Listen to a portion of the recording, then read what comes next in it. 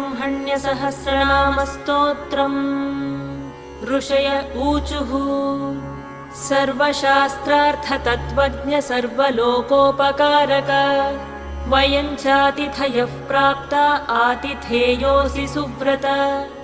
ज्ञानदानेन संसारसागरात्तारयस्व नः कलौ कलुषचित्ताये नराः पापरताः सदा। केन स्तोत्रेण मुच्यन्ते सर्वपातकबन्धनैः इष्टसिद्धिकरम् पुण्यम् दुःखदारिद्र्यनाशनम्।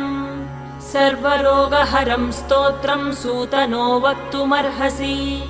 श्रीसूत उवाच शृणुध्वं ऋषयः सर्वे नैमिषारण्यवासिनः तत्त्वज्ञानतपोनिष्ठाः सर्वशास्त्रविशारदाः। स्वयंभुवा पुरा प्रोक्तं नारद